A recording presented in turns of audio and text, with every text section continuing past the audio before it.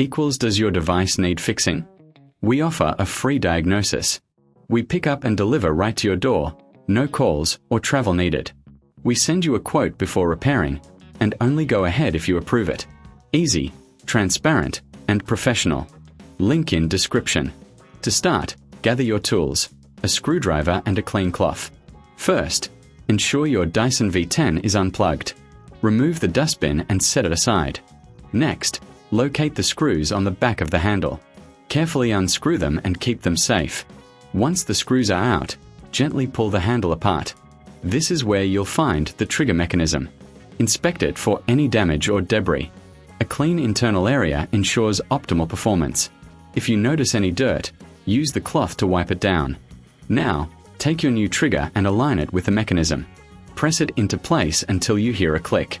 Reattach the handle by aligning it correctly and securing it with the screws. Remember, professional diagnosis without obligation is available if you need further assistance. Once everything is back together, test the trigger to ensure it functions smoothly. If you prefer, we offer pickup and delivery at your home, so you don't have to worry about transport. No calls, no travel, just a simple quote before repair.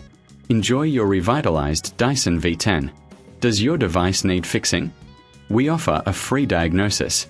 We pick up and deliver right to your door, no calls or travel needed. We send you a quote before repairing, and only go ahead if you approve it. Easy, transparent, and professional. Link in description.